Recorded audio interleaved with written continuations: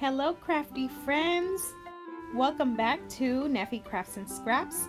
I'm so excited today to be working with this beautiful collection by Thoughtfulstudio. This collection is a printable digital collection that you can find on the Etsy shop at Thoughtfulstudio. And I have been granted the access to this beautiful collection to design a few projects for you guys. I'm so excited to be making a mini album today. This mini album comes from a particular one that I found on the Crepe Paper blog, and I will link that blog post below because I'm actually following the very exact tutorial that is shared on there. This is not my design. I am actually scrap lifting, and I'm so excited to be doing so because the end result is beautiful. The project is quite easy to make. If you guys want the full process and the details on sizing and all of that, I will include a blog post for you guys below where I can explain everything for you guys.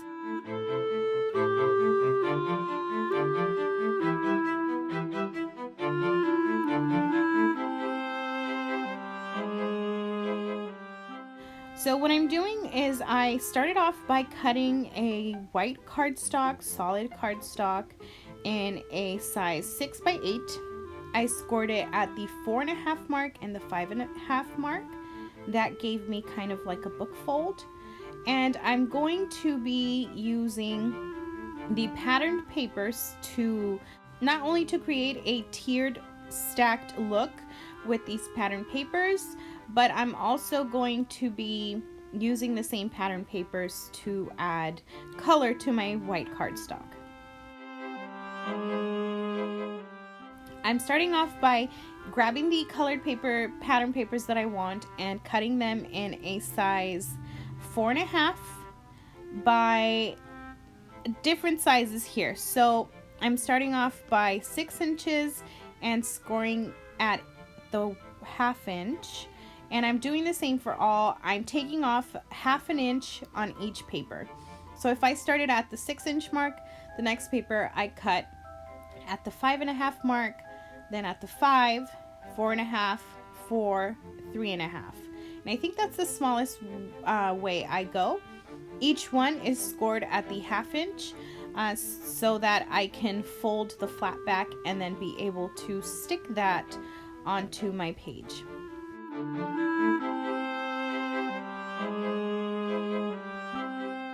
Now I'm gonna go ahead and proceed and add some backing to my white cardstock. So you'll see me measuring it out here. I think the final size is a 2.75 by a 5.5, if I am correct. Again, check out the blog post. That is the correct sizing. I do take off a little bit off the actual size here. It was exact, but I take off a little bit just so that I can have a bit of the white, kind of create like a white border around each bit.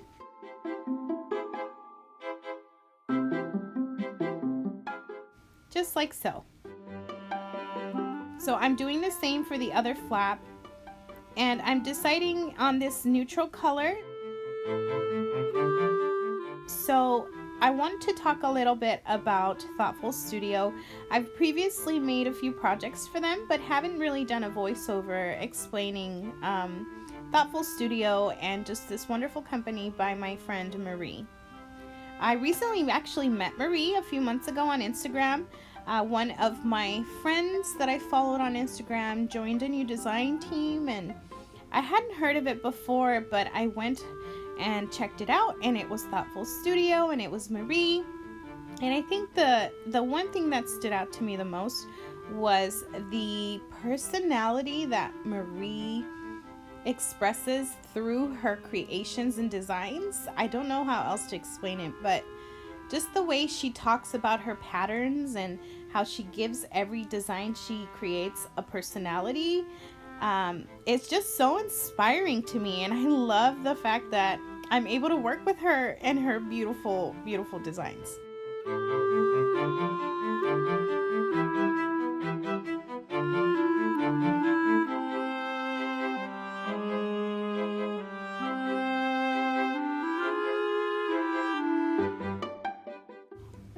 this actual collection is actually part of a sister set collection. So there's a few more within the same patterns, the same color schemes.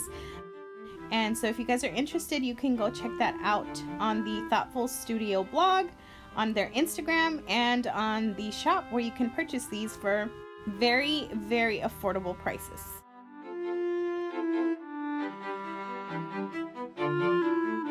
Now what I'm going to do is actually try and add a full backing to the inside of my book. So you can see I already backed some of the sides, but I also want to just really add a whole entire background to that part where I'm going to add my little tiered sheets.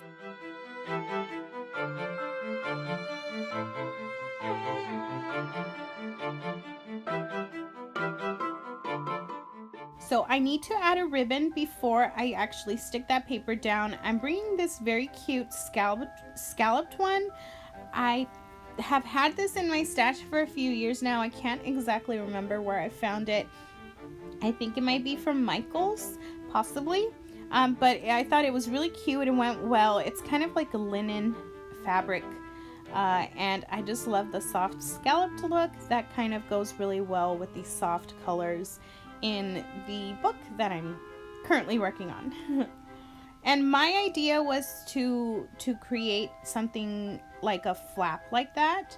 I end up using Velcro to kind of close the book down using the same scalloped ribbon.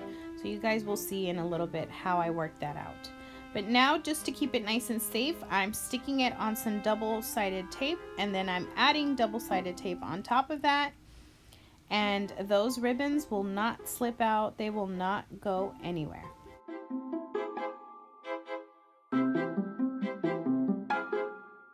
I'm going to do some paper stitching. So this is my machine. It is dusty, but it is my good old mate. She will sew everything for me. I love her so much.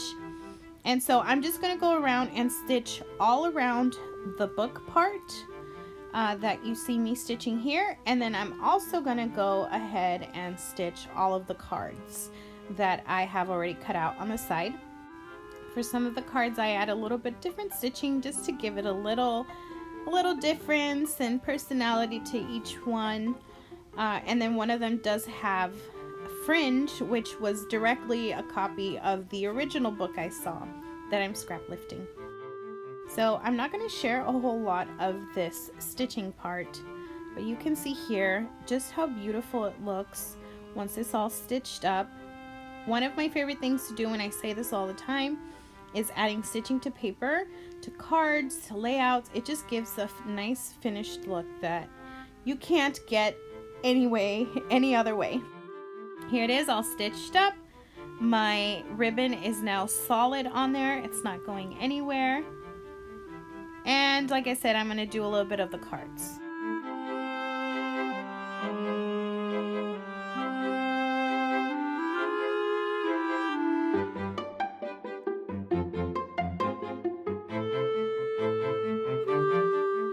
So now my cards are ready and stitched. Now it's time to glue them down. Hooray! So I'm using that flap side and some double-sided tape to just stick them down. I'm also trying to keep them even because they are tiered and I don't want them to I just don't want them to be uneven. So you'll see kind of how I play with it. And please excuse my big old head.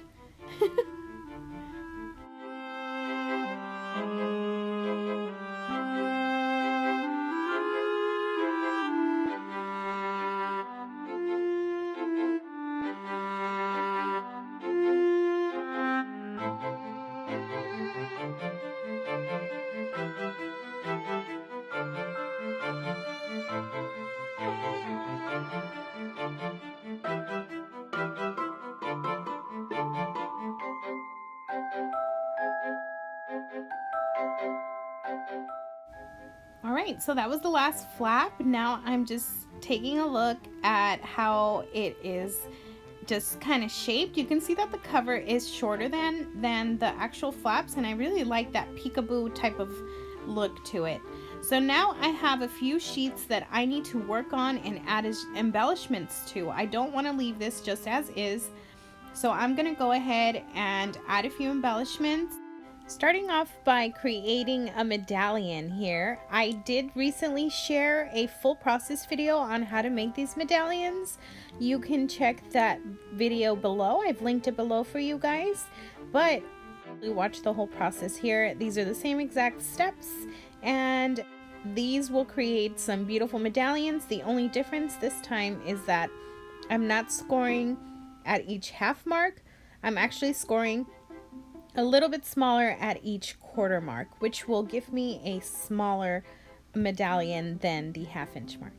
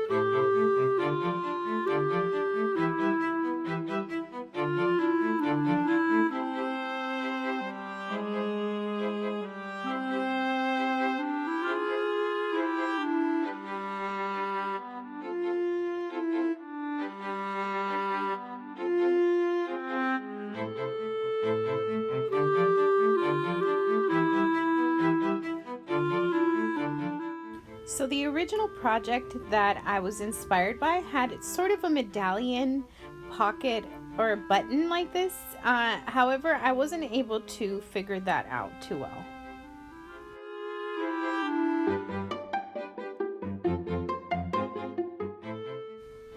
So this kit also includes an 8x8 sheet of printable cut-aparts, and that's what I'm going to be using to embellish my entire book. At the end of this process video, I thought I was finished, but there is a few more bits you will see in the close-ups. Just a heads up.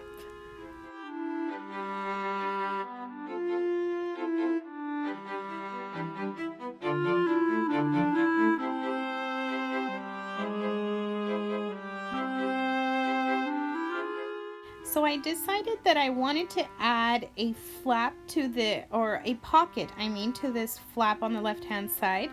And I'm doing so by adding some extra pattern paper. It's the same tone of paper, just a different pattern. I like that contrasting color. And then I'm grabbing some more of my white cardstock. This is cardstock from Cardstock Warehouse, and it's really thick and gorgeous. So I'm only using three little tabs that you see I'm sizing here down little by little, and I'm using 3 of those. Basically, it's just going to allow me more space for journaling, more space for photos, and just a little something on the left hand side so it's not so bare and just kind of plain.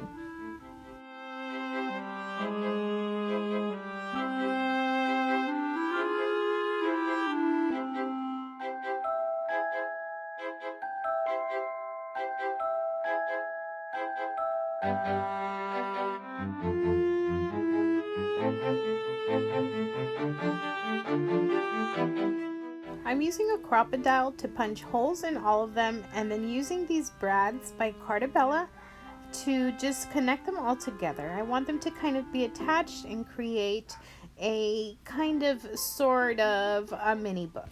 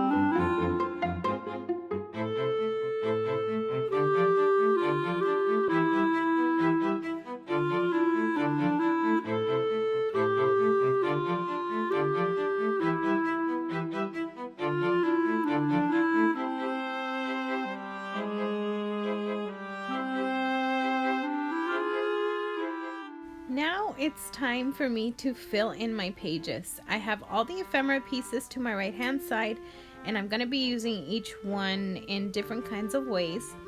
Each of my page will have its decor on the pattern paper and will allow for space on the white space, the back part of each pattern paper, for a photograph that I've also cut to size. So stay tuned, the final photos will have all of that.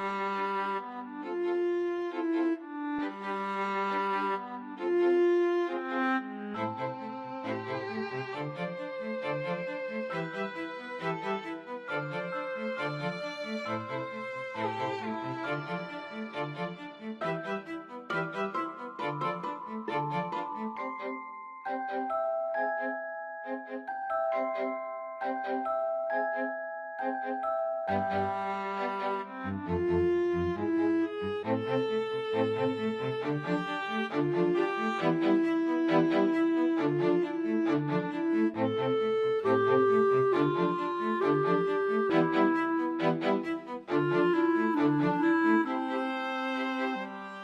you guys are probably wondering what the heck I'm doing here. So I had a moment where I thought, okay, I want to add sequins to this page in a heart shape, something to, add a fun ending to my book once you get to the last flap.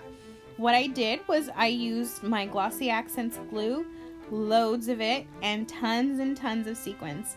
After this part, I don't finish recording the rest of the process because I thought I was done, but then I ended up adding extra wood veneer butterflies and little bits. But here is that final look to that heart and the final look to the book. I hope you guys enjoy this full process. I know it was long and it took a while, but I hope you guys are inspired to create a mini book using the beautiful Tessa Atelier designed by Marie from Thoughtfulstudio.